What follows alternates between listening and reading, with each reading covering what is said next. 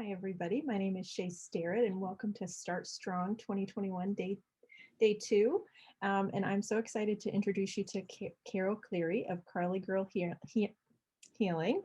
She's a spiritual healer, an astrologer, a reiki master, a practitioner of the angelic realm. She handcrafts essential oil blends. She's also a trained chef. Fun fact, I forgot that about you. Herbalist, and of course, a wife and a mother of many beautiful children. So she's also the person Brandy Wells introduced me to you for my transit charts, which are the year-long, check out your transits, have them in your calendar so you know what's going on that day. Found to be really valuable. So I'm excited that she's here to talk about 2021 and all the things to come throughout the year. So I'm gonna just remind people that this presentation is being recorded. It could show up on YouTube, on a website, in various other forms. So if for some reason you don't want to be recorded, just turn off your audio and your video, and I'll stop sharing and I will spotlight Carol so you can follow along. Thanks for being here. Hi. I don't know. Hi. Let me see if I can find it. There we go. A gallery view. How is everybody? So good. That's good. So I started studying astrology probably all my life. I've been studying astrology, but I actually became proficient at it probably about 7 years ago. And I just wanted to, it's a passion at this point. I can't tell you how it doesn't separate out of my life anymore. I'm used to being in it all the time. And by that, I mean, you know, what Shae was saying about a transit chart is that, you can actually track what's happening to your chart in the sky with the planets that are moving. And be able to understand the influences that you're feeling and make judgments accordingly. So I'm going to start at the beginning, which is always a great place to start. And if you have questions through this, please feel free to just ask me, right away instead of waiting. I don't mind at all. And I think it would actually be, create clarity for everybody. So astrology, the definition. Carol, sorry, just to let you know, I do have Facebook up. So if any questions come up on there, I will throw them into the chat or introduce them to you. Okay, sounds good. The definition of astrology is the study of how the position of the path of the sun, moon, and stars has a bearing on our lives. A horoscope is based on where the celestial bodies were on the day that you were born. So basically your wheel, your chart, is a snapshot of the minute of the day that you were born. It shows all the planets and the positions that they were in. The study of the positions and the motions of the celestial body in the belief that they have an influence on the course of natural earthly occurrences and human affairs. So that means how it affects you as you go through your daily life. The astrological chart is made up of signs, planets, and houses. The signs are the ones that you hear of, when you say you have your sun in Aries. Those Aries, there's 12 signs, Aries to Pisces. There are also the planets. There's 9 planets that are usually involved, plus some asteroids that Chiron, some positions in space called the North Node and the South Node. These are all parts, the composite of the horoscope, the astrological wheel. And the houses are the places where all of this action plays out. And each house, there's 12 houses, has a specific meaning. The houses are linked to the signs, and planets are the rulers of these houses. Is kind of how it all works. There's archetypes, so each planet and each sign. So an astrology chart will show your unique combination of all of these traits. An astrologer will be able to see where your strengths and weaknesses are, your love life, your family, your action, your work structure, where your power is greatest, where your wound is and how to heal it, and the quest that you chose for this lifetime. I have done hundreds of charts at this point, and I have found that no 2 charts are alike, which is amazing when you think about it. That's how unique these charts are to just you. So your natal chart is actually the foundation that we work with. to to determine who you are and to see how, where your strengths are, where your weaknesses are, where your challenges are, and what your blessings are. All of this comes together into an astrological chart and gives us a composite of who you are. So to make this individual to you, like what Shae was saying about the transit chart, is we take that natal chart and we put it into the universal, it's an ephemeris, is actually the tracking of all of the stars and the planets. And it gives us the way that the planets in the sky are interacting with your natal planets. And that would become your transit chart, which is where you can actually track, how your influences are for the year, your blessings, your challenges, all of the above. Any questions about that? So it's not necessarily Yes. a prediction. Okay, great.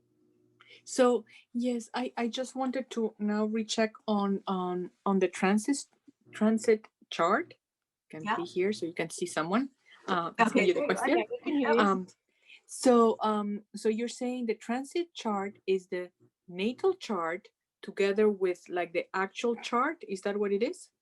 How the planets are moving in the sky during that year, During that and year. how they interact with your natal planets. Okay, thank you. You're welcome. So that being said, that's the basis of basically what I do most every day in making astrology charts and reading them back to people. So then coming into 2021, we're going to backtrack a little bit from 2020 because it was definitely a year to remember. Astrologists have been targeting the year 2020 for a very long time, for almost 100 years. They actually saw this coming, but not in such detail that they could say, oh, it's going to be this, or oh, it's going to be that. But because of the archetypes of the planets, the first conjunction that we had last January was a Saturn-Pluto conjunction. And the archetype of Saturn is limitations and restrictions, hard work. It rules big business and banks, and it always reminds me of a very patriarchal kind of thing, but it brings structure also. And then Pluto is the power planet. It's death, it's transformation, regeneration, but it's power. It's digging deep to make changes, digging deep to find out what's going on. So Pluto hit Saturn for the first time in 500 and something years and created this energy that brought about the changes that we're seeing, the changes of the Black Lives Movement, the changes of the pandemic. And then there were transits all the way through this year, 2020, that kept it on going. So the pandemic, there was 3 Pluto-Jupiter conjunctions that happened in 2020. And so Pluto, again, being power, death, transformation, regeneration. Jupiter is the planet of expansion. So death and expansion is a pandemic. Yeah, it's like, wow. Oh, so that's how they kind of can influence, how things go. So, I mean, but they couldn't necessarily say, like the astrologers looking exactly how it's all going to play out, but just what is possible with the archetypes of the planets and the signs that we're dealing with. That's kind of how it all works. Pluto is still in the sign. So the other part of that, what happened is in 2020, there were 5 signs in the sign of Capricorn. Capricorn is ruled by Saturn, and Saturn is that planet of restriction and limitations. So we were seeing a lot of, but it's also traditional viewpoints. So we were seeing a lot of those traditional viewpoints getting shaken up and revisited and looked at. And so it really, it's not really over yet. Pluto is still in the sign of Capricorn. The other signs have moved into the sign of Aquarius, which we'll talk about soon. But Pluto being in Capricorn, Pluto, the power, the death to the old structures, basically, so it's time for some new action to start happening. Where 2020 was the year of change, 2021 is considered the year of initiation. This is the time when we are being called, you know, to step up to ourselves, to step up to the world and bring about the changes that need to happen. So at this point, you know, lives were reset in many ways. Fear became very prevalent in 2020. With 2021, I think we're all starting to feel a little bit more hopeful. You know, even just a little bit is good. You know, the seeds are there, the seeds of hope are planted, and they will continue through this year. 2020 will be a year of new beginnings and lessons learned, a year of positive changes and hope. The work will, with the coming of the immunizations, people will get back to work, but the workplace may have changed. Saturn, the planet that was in Capricorn before in last year, has now moved into the sign of Aquarius. And Aquarius is an air sign that its archetype is for humanitarianism. It is for the collective, you know, conscious collective making decisions for that. It's innovative, it's unique, original thoughts, it's intellectual. It's the sign of the visionaries. Thomas Edison was an Aquarius, you know, being able to see, make these new visions coming. So the focus is really going to be on healing the earth, on healing the unemployment but we might see a lot of people working from home still. You know, the digital way is going to be the way. Saturn in Aquarius, Saturn is, you know, structure, and Aquarius is intellectual air sign.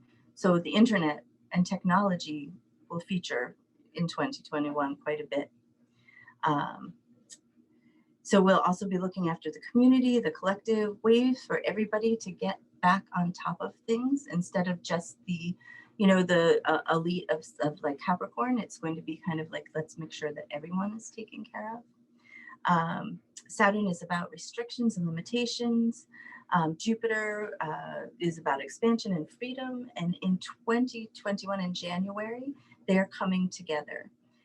And they come together for the first 2 months, especially of 2021. So it's kind of this balance, you know, restriction, expansion, restriction, expansion. So I think that's why we're seeing, like, you know, I think everyone wanted 2021 to come along and it would be like the magic switch and everything would get better, but it's going to be much more gradual than that. So the amazing thing that happened at the end of December was that Saturn and Jupiter came together. It was called the Great Conjunction. And this was the first time that they have come together like this, I think, since 1623. I needed to find that. But this is the first time in 200 years that this time is in air signs. It's all been in earth signs for the last 200 years, and earth is heavy and dense energy. You know, it's about material things and, you know, having enough and security. And air sign is really about, you know, intellectual things, the you know, the way of the visionary, the innovative things. So things are getting lighter. You know, we're noticing that already. In February, we will have a stellium. A stellium in astrology is when, depends on who you talk to, it's either 3 or 4 planets are in the same sign, in the same house. So they're all interacting with each other, all next to each other. And in February, we actually have 7 planets, including a couple of asteroids, in the sign of Aquarius, making a stellium. So this is going to bring so much air energy. It goes from February 1st to February 18th. And so you're going to feel things lighter. You're going to notice things more. Aquarius is also kind of detached, you know, like it's not an emotional sign because it's an air sign. So, you know, things might become a little bit more logical at that point, you know, and not quite so emotional and heavy as that Earth stuff was. sorry, I need to like look at my cheat sheet. The other thing another thing that's going to come as something that's going to definitely impact us is that Uranus moved into the sign of Taurus. And so Uranus is the shakeup planet. This is the planet that's been actually featuring for the last few days. Mars was in Uranus. And so, and also featured 2 weeks ago when we had the raid on the Capitol. It was, Mars was as aggression, but it's action. Uranus is the shake-up planet. Uranus shakes things up to bring in a new way of doing things. It doesn't necessarily have a positive or negative charge. It's really more how it's received. So those energies were coming together, 2 weeks ago. They actually were coming together yesterday. There was a call to yesterday to be very careful about the inauguration because the energies surrounding it were just so negative. And they ended up being able to, really work to the highest level of all those. And it ended up being such a good day. I was absolutely relieved to see how that worked out. But so Uranus moves into the sign of Taurus. And Taurus is about security. Taurus is an earth sign. Uranus is the shake-up planet. This is our wake-up call, basically, to take care of Mother Earth. It's time to, it's going to shake things up in the way that we do things with our planet and how we're going to interact with her. And so again, and then Uranus actually rules the sign of Aquarius. So it's that innovative, visionary kind of energy that's going to have this Earth for Mother, this Earth sign in charge of Mother Earth, which is hopeful. Saturn and Uranus make 3 squares this year. A square is a challenge that comes, and so these 3 squares are going to, Saturn is the traditional way of doing things, and Uranus shakes things up to bring in the new way of doing things. So they're going to come together 3 times in a challenging way.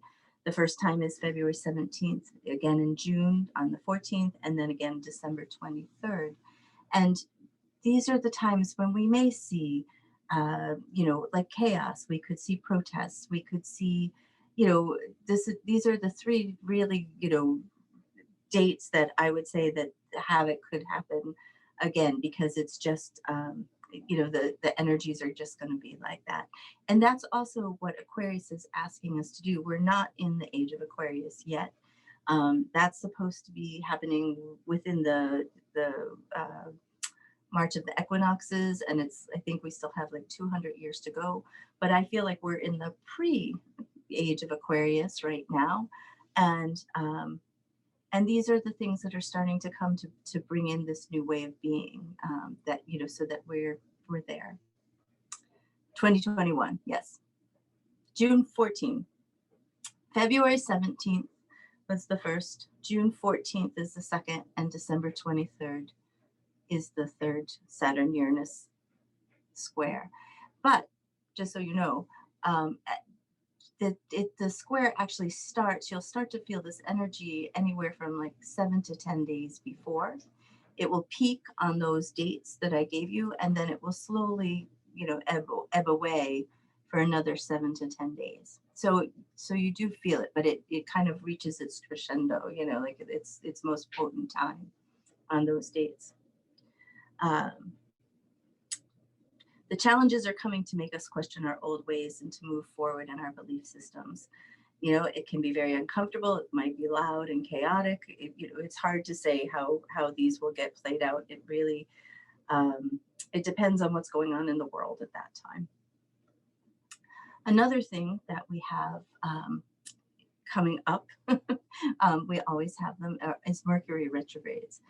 Every planet goes retrograde at some point. They all have different cycles. Mercury tends to go retrograde about 3 times a year. It's the planet that we notice the most when it goes retrograde, because it's kind of gotten such a bum rap with the press. And that's because when Mercury is in charge of communication and thinking, how things go, it's in charge of electronics. And so when Mercury goes retrograde, you know, our electronics can get wonky and not work properly. And so we definitely notice it. But Mercury goes retrograde in different signs. And so it has different themes sometimes. But the reason that like the idea of a retrograde is for us to actually step aside, pause, and rethink, reevaluate, reassess, remember why we're doing things, readjust so that we can make the changes that are necessary. So it's kind of a slowing down of that energy, the regular energy, so that we actually can pause and take a look at what's happening and change it, you know, accordingly.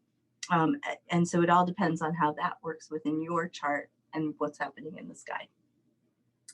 There's 3 times that Mercury goes retrograde. We're almost that. We're considered right now in the shadow of Mercury retrograde, which means for 2 weeks before it actually starts, we're starting to feel the effects. And then for 2 weeks after it's done, it's considered the shadow also. And we like slowly get out of its effects. It actually begins on January 30th to February 20th. The first one, it's in the sign of Aquarius. So we may find ourselves, you know, having issues with our electronics and our technology. We might end up having some stuff with that. I've definitely heard that there could be issues with the grid, not having enough electricity. That was something that came up. I'm not corroborated. I can't guarantee a thing on that. So just don't want to start any bad rumors. The next one that we're having after the one that ends on February 20th is May 29th to June 22nd in the sign of Gemini.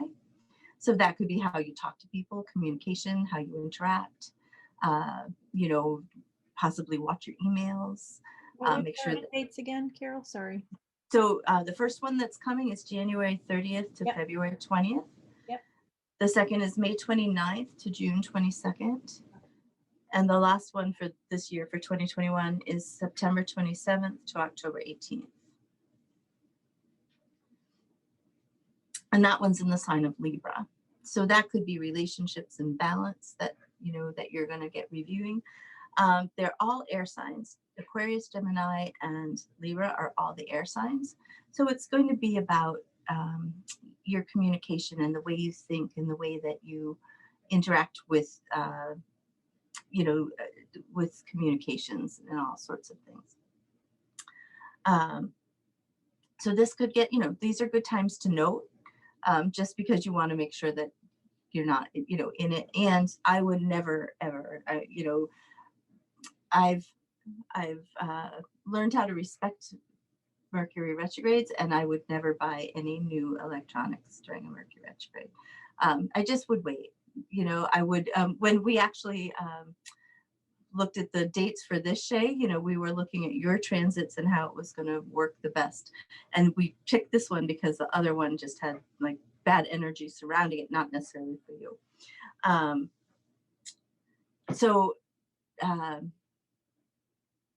Jupiter, so those are the Mercury retrogrades. There any questions about that? No. So the next great thing that happens is Jupiter is moved into the sign of Aquarius. Those 5 signs, Jupiter was one of them, and so that is going to expand this air, intellect, visionary, innovative energy, and it stays in there until May. I didn't write down the dates, but it moves from the sign of Aquarius into the sign of Pisces in May. And Jupiter rules Pisces. So Jupiter is going to bring expansion to everywhere. This is beautiful, beautiful energy. It's like magical energy. Pisces is the sign of the mystic. It's the sign of you know, it's like creative energy. It's kind, compassionate. It can be, you know, just it's a lovely sign, but it also can be psychic.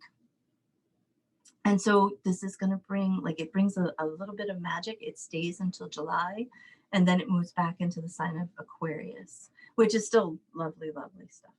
And when does that start, Carol? Sorry, I'm looking. It's in May. I didn't write down the exact date. July. So That's okay. May to July, yeah. Okay, so it was funny when I was doing this. I'm like, all right, I'm not quite sure how to like put this all into perspective, but I'm just going to kind of go through it and see what happens. You're doing awesome. So the next thing that comes along that kind of influences 2021 is the eclipse season. Eclipses are about, and so these get some press, but not as much. And it's funny because eclipses are really transformational times. So it actually is like really good for us to keep an eye on when these are coming. They're about the alignments of the sun and the moon and the earth. And, you know, so we notice these things. It's kind of on an elliptical pattern. That's why it's called an eclipse. And it comes in different signs and houses depending on where things are. Eclipses happen mostly in pairs, but every once in a while you'll get 3, you know, instead of 2. And that's what's called the eclipse season. Eclipses are, I follow this one astrologer. Her name is, Lorna Bevan. She has the site Hair in the Moon Astrology, and she calls eclipses sideways elevators. And I love that description because it's perfect. You know, it's kind of like this warp speed, you know, but not really going like, you know, straight forward, kind of going on this, you know, elliptical. So during this gateway, powerful things can happen. Eclipses and the energies of eclipses tend to be times of transition, shift, and a new awareness of something coming and something going. Something is changing, something is coming into your awareness that wasn't there before, or something different that you need to adjust to. This is really subjective to you know, what you are going through and the sign that this is in. So, you know, it's impossible to actually predict how the outcome of an eclipse is going to happen. But it's really great to kind of keep an eye on them because they really you know, can be very transformative. And, you know, like, so, you know, I have actually done affirmations around eclipse season when I was ready for a change, you know, when I was ready for something to get onto a sideways elevator and turn into something else. You just have to be open, you know, to not knowing exactly to not be in control. I guess that's what you have to be open to. The first one that we're having this year is in May. It's a lunar eclipse in the sign of Sagittarius. Sagittarius is the archetype for Sagittarius is higher education, travel, philosophy, religion. It's definitely a high-minded sign. It's ruled by the sign of Jupiter. So that Jupiter that's in Aquarius is going to definitely magnify this lunar eclipse in Sagittarius. And this is like they're saying this is like more of a reset around travel, education, and adventure. Sagittarius is the sign of the truth seeker. It goes forth to find truth. So having a lunar eclipse in the sign of Sagittarius after, you know, to try and take care of a pandemic is not a bad thing. You know, I was actually kind of taking a look at that and thinking, I wonder, you know, what are they going to come up with, you know, that's going to be, you know, helpful for us with that. The second eclipse that we're having is in the sign of Gemini. It's a solar eclipse in June. I thought I wrote down the dates, but I might have. Oh, I didn't. The solar eclipse in Gemini will bring opportunities in publishing, podcasts, and public speaking. Shae, take note. That's a good one for you. So the way that they work is that Sagittarius is the polar opposite of Gemini in the chart. Like there's polar all through the zodiac wheel, and that's how the eclipses come in. In November, there's a lunar eclipse in Taurus that's actually starting a new eclipse axis, and the shifts are going to be around work, transformation, and sex. And in December, we go back to a lunar eclipse in Sagittarius. So I think it'll end up being more reset around the travel again to do that. So Do you then think people will want to travel again? I can't wait to travel. Okay, good, because I have a bunch of retreats coming up and I need to fill them. So So fall and into 2022. I think so. I do.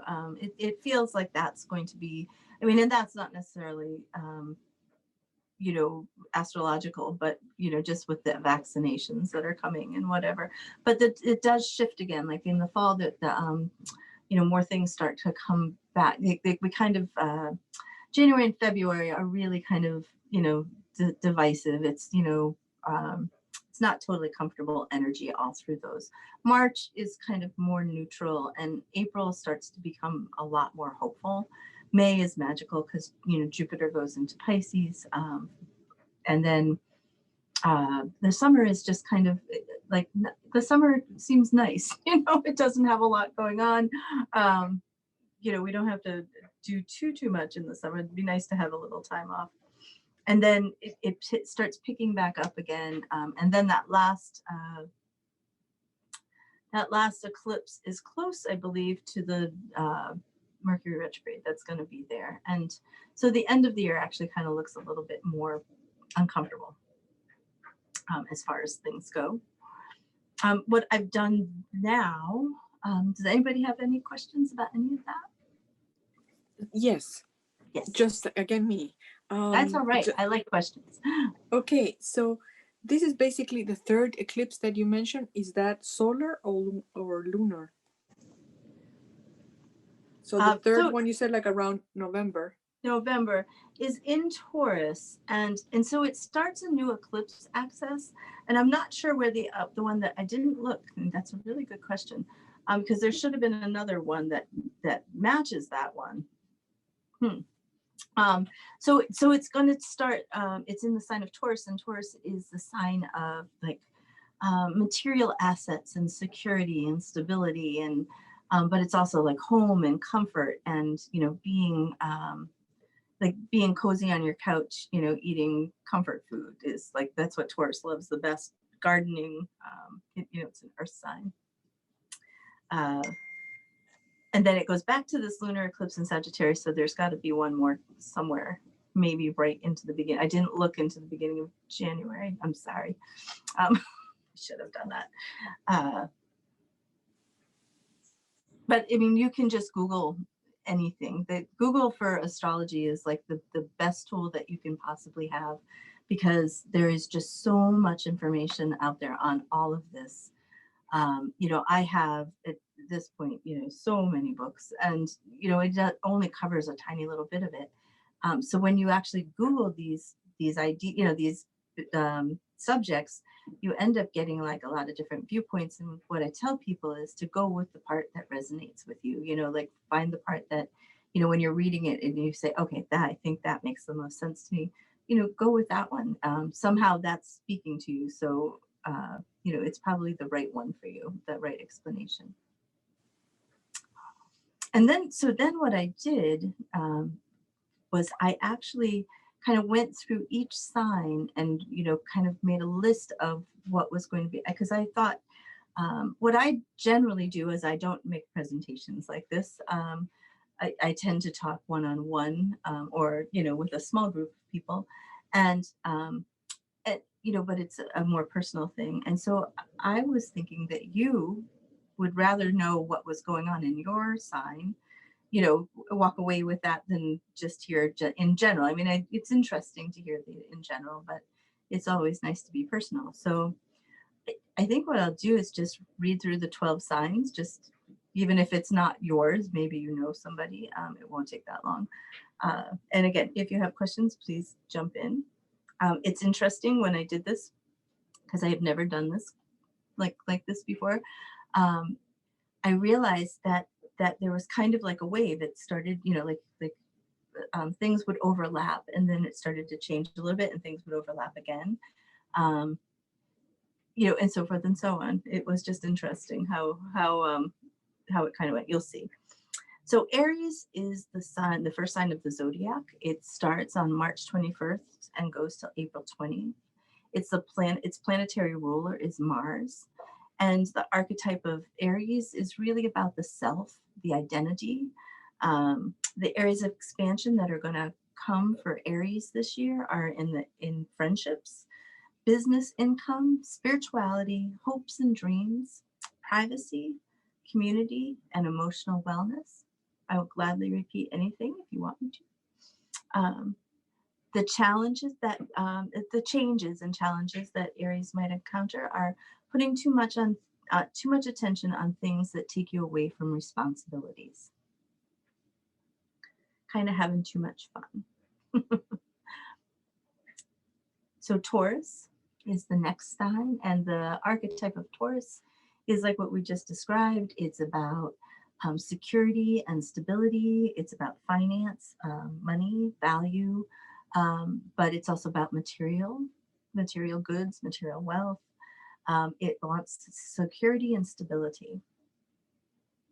So the Aries, the planetary ruler for Taurus is Venus, which is the planet of beauty. And the dates for Taurus are April 20th to May 21st. The areas of expansion for Taurus are in the areas of career, friends and associates, community, reputation, goals, business income, status, and dreams. And the challenge is actually the same as Aries, putting too much attention on things that take you away from your responsibilities. The third sign of the zodiac is Gemini. It's from May 21st to June 21st. Its planetary ruler is Mercury, which is the planet of communication. Its areas of expansion are publishing and sharing of knowledge, learning, career, responsibility, reputation, and transportation. The changes and challenges that are coming for Gemini are finances, sharing, money resources, and self-reliance. The fourth sign of the zodiac is Cancer.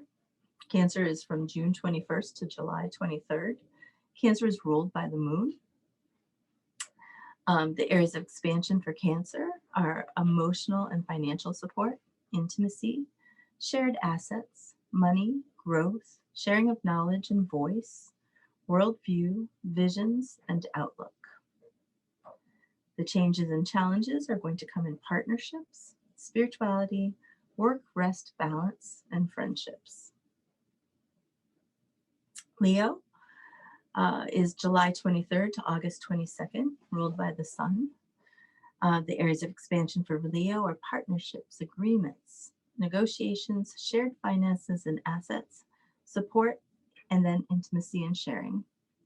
The changes and challenges are health, work, service, joy and play, romance, friendships and relatives, routines and habits. For Virgo, which is the sixth sign of the zodiac,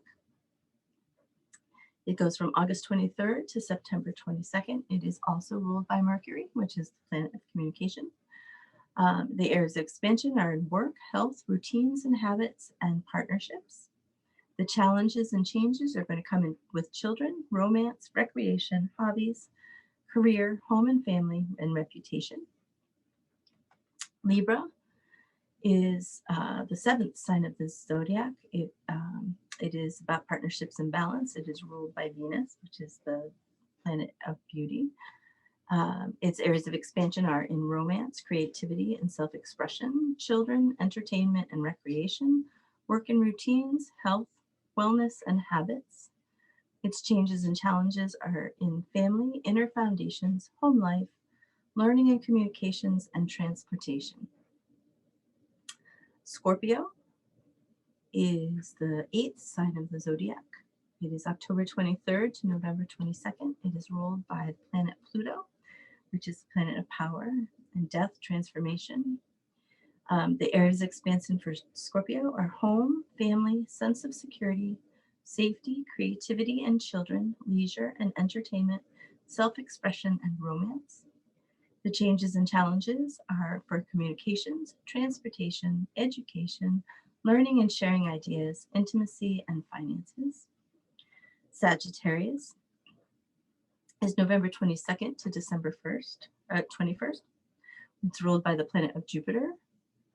which is planet of expansion.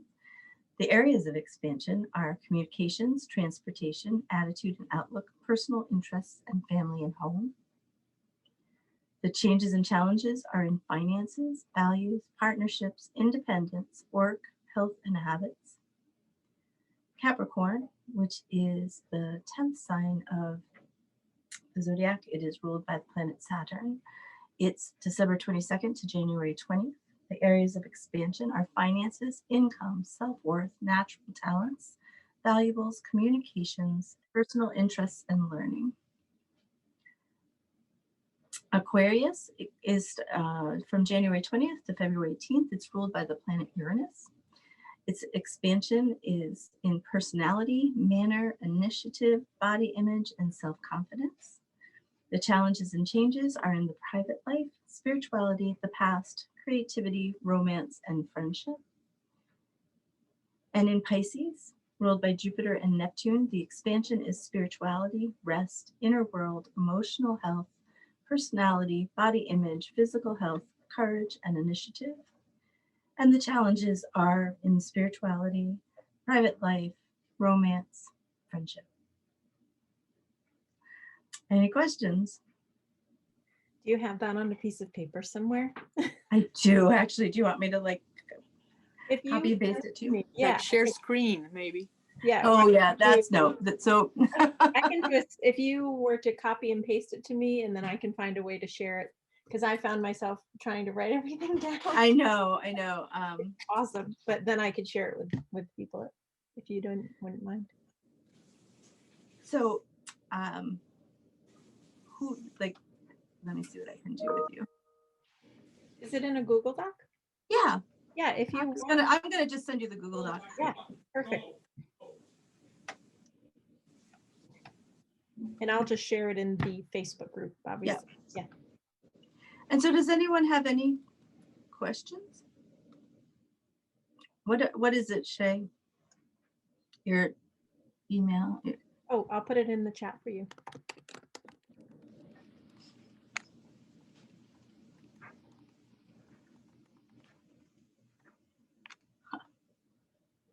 Yeah. Okay. Thought I had it. So, any questions about any of that? I know it was a lot. Well,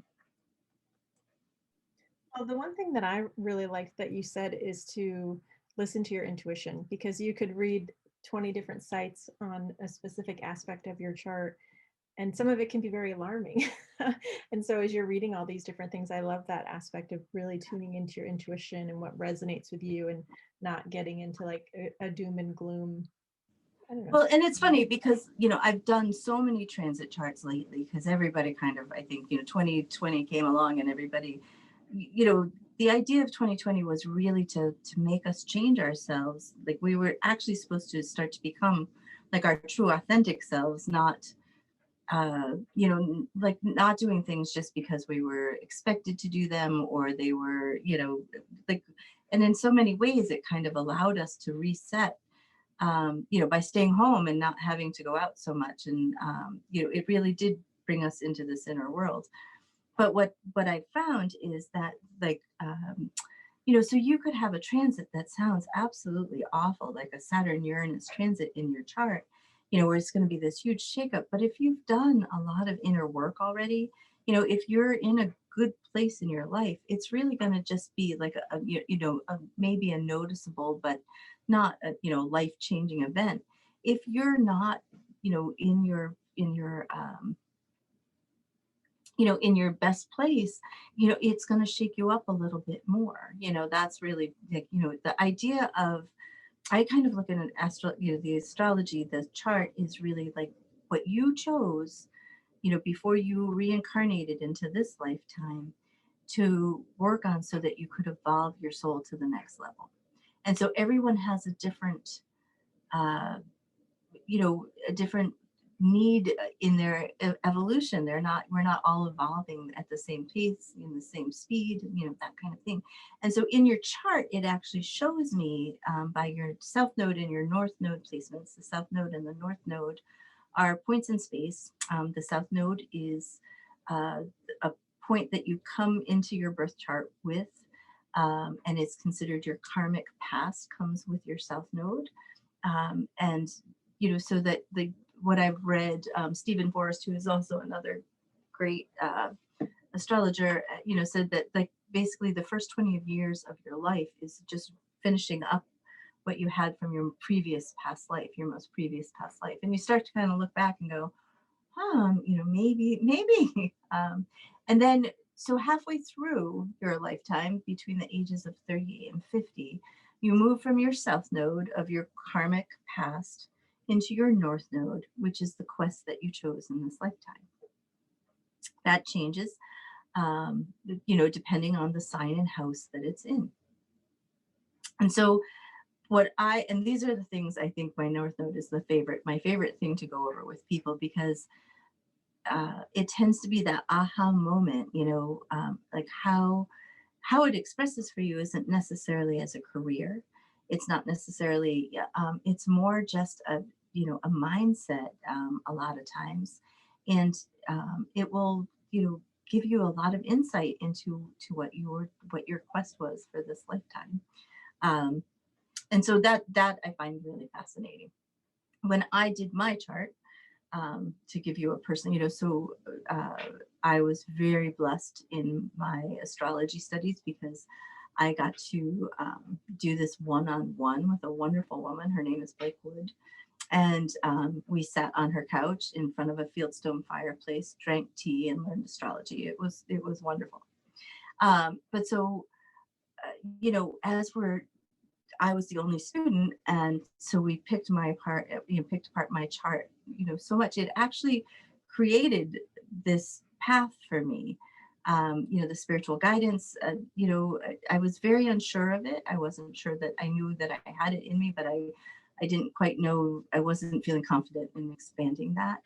And doing my chart really gave me, you know, the confidence I guess I needed. It felt very comfortable. And now I can't imagine doing anything else, to tell you the truth, you know. So it can give you some insights into, you know, what you chose when you were first putting this all together. Yeah, I remember, I think it might have been a conversation with you, or I thought it was with you, where you talk about like these midlife crises, you know, in your 30s and 40s and 50s. And it's so interesting, that correlation to that big shift in your astrology from your South. So you get the first, I mean, we have Saturn oppositions every 7 years, or Saturn transits every 7 years. And Saturn really comes along to test us and check, you know, but so our first Saturn return, which is considered a big deal, is at the end of your 20s. And you look back to the end of your 20s, or if you're in your 20s, you know, you look at it and you kind of go, okay, yeah, you know, it's the time when usually you've made a decision to step into the adult world, or you don't. And usually if you don't, you keep getting tested to kind of get back to it. You get another Saturn return at the end of your 50s. And what I have found, knowing a lot of 50-year-old people now, that it kind of like, you start off with a Chiron opposition at the age of 50, and then the rest of your 50s are kind of coming along, kind of testing you, because you're supposed to start, like, really and truly, by the time you get to your Saturn opposition, you're supposed to be living the life that you're supposed to be living. You're supposed to be your true authentic self. And if you're not, then it kind of adjusts, like, for a few years before, you know, it could throw up some health issues. It can throw up business issues. It just creates some, you know, conflict that creates change, you know, so that you have to do it. Like I know, you know, people who have had health issues that kind of go, okay, I mean, think about, you know, like having to change your diet even, you know, to be healthy as you get older. You know, these are what happens. So you have these things all the way through your 40s and your 50s, well, all through your life actually, but you notice it more for that Saturn return. And I can find those dates for you if you need them. It's easy to find the dates on your Saturn return, so you know when it's coming. Yeah, Yes. I just did the math. 42 would have been the year, my 7-year, and that was last Oh, year, which was like yeah. a total. So Natalie, what? Yeah, else? so I was just going to say, then we have also the sun return. The sun returns every like 30 years, isn't it? Like the Yes. first one when you're 30 and the next one. That's Yep. the one on my Yeah. mind. And I remember then 30. And then we also have what you were talking about, Shae, and what I use this one a lot too. And it's really funny because I have done so many 42-year-old charts, you know, last year and starting in this year. And it's because at 42, you have your Uranus opposition. And what that usually does is it spiritualizes you. I think you start to kind of like, you know, I have to change my life to, you know, make it work with what I believe instead of just kind of like going with it. And for me, my Uranus opposition was incredible. You know, it was transformative. I it was time for me to start doing something different, and it definitely pushed me in a really good way, though. So, any other questions? Trying to pick my brain to see what else I could share with you. Is anybody happy that, I mean, with what, like, did your sign correlate with what you were thinking? Honestly, I think it was so fast that for every sign Too what you much, were yeah, saying, I that was know. very fast. But I feel that 42 was a very good year for me. I really felt that it was what I had always wanted to be. So it's interesting that you guys are mentioning it, because for me it struck, but I had never thought about it related necessarily to anything. But 42 was a milestone in mine. So thank you. Yeah, and you start to look back and you start to talk to people and you realize, you know, that it really did, you know, it really did have like this huge impact on you. Like for me, it really, really did. But I didn't know what it was. I had tried to teach myself astrology probably, I don't know, like 6 times. And I finally found one teacher, but I couldn't make we just couldn't get the schedules to work together. So I couldn't do that. So I was trying again, and I finally found this teacher. Like, I mean, it was really like we had been kind of dancing around it. She kept trying to find more students so she would have an entire class. And I think I was just so persistent, she just gave up and started teaching me. But I knew a lot of it. I just didn't know like the fine tuning parts, like like looking at all like what comes along. And you know, when you start getting, like, what I noticed was when I started getting all these 42-year-olds that were coming in, it was like, oh, this is really a big deal. People feel this, you know, they notice the feeling around then. And they're needing, like, they need to make some changes to make themselves happy, is what I found. So do we have time to still talk about the age of Aquarius, or do we need to have another webinar?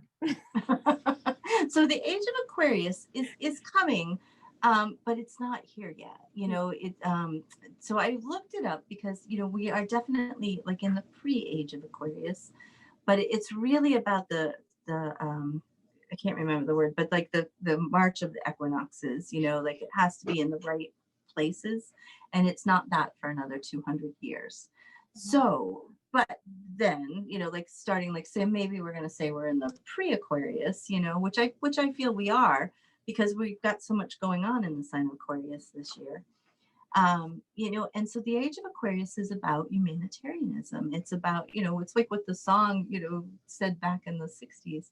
And so it's about making sure that everyone's okay, making sure that the collective is okay. It's about it's really not a personal sign, the sign of Aquarius. It's really about the collective, and it's about like letting, like, like, you know, basically accepting all sorts of like transgender, you know, all of that, you know, would be like accepted. There would be no issues. You know, there would be no Black Lives Matter, because everyone would be, you know, on the same plane. That's what Aquarius wants. It really wants this to, you know, to be this way. So, and it would be innovative and thinking, you know, like it's an air sign, it's intellectual. So it's going to be a lot of different ideas and a lot of innovative ideas, changing the way that that we were. And we're coming from the age of Aquarius. We're coming from the age of Pisces, which was, Pisces is a water sign. I know we never talk about the age of Pisces, but that's where we are. And it's a water sign. It's emotional. We were supposed to do healing with this. And, I'm not sure that we really accomplished what we were supposed to do with the age of Pisces. Because Pisces is, it's a water, emotional, it's creative, it's all of this, but then we kind of got wrapped up into all this Capricorn energy, this earth energy, especially for the last 200 years. And, and so, with the patriarchy, you're kind of looking at this as, not caring for the collective, where money is more important than, everybody having food, I mean, like that's just a broad one, but, it's a different way of thinking.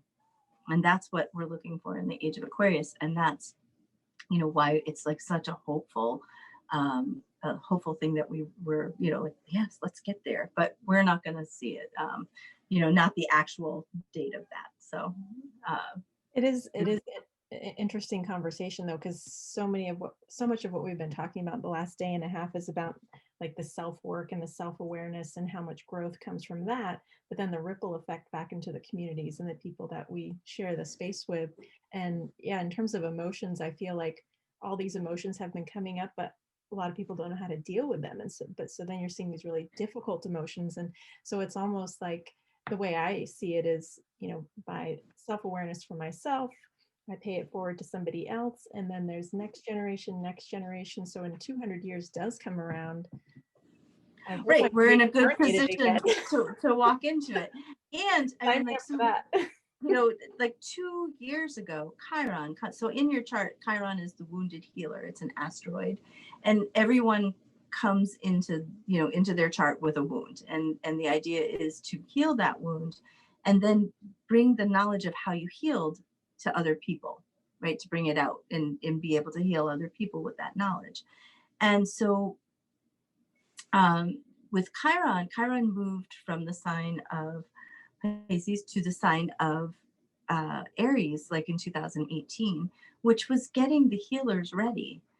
So it's like ready, like, so Aquarius, I mean, Aries is, about like, all right, so whereas like Chiron and Pisces was watery and, emotional and maybe not so confident and couldn't quite get itself going, but Chiron and Aries can go out there and start healing this collective, and that's, what's the healers are really being called to do now. It's going to be necessary. The earth needs healing, so the collective needs healing, right? So the age of Aquarius will bring that along.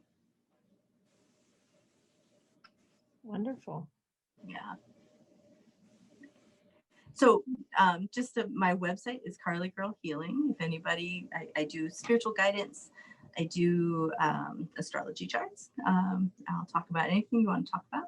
I work with the angelic realm. I'm not sure what else I do. I'm a Reiki master. I'm not doing a lot of Reiki right now just because of the pandemic, but I'm looking forward to getting back to that soon. Yeah, and I did put your website in the Facebook group as well. Oh, thank you. I appreciate that. Yeah, well, I appreciate you. Oh, I appreciate you. This was this was so much fun to do. Good. Well, it was fun for me. I think maybe I'm like you a few years ago, where I love the astrology, but I just can't like grasp it. So maybe it's coming for me. It will, slowly. It's a whole nother language. Yeah, exactly. And so I mean that's kind of like, I just gave you all this information in half an hour, you know what I mean? Like, it's like, how can you absorb all of it? But write down the prevalent points and Google them and see what you come up with, and if you have questions, please just email me. Yeah, and I highly recommend the transit chart, and that's something that she does every year for people. It's really nice to have. Yeah. Well, thank you. Thank you for being here. Yeah, I just want to honor you and your gift and your wisdom, and for sharing that here with us in community. I'm so grateful.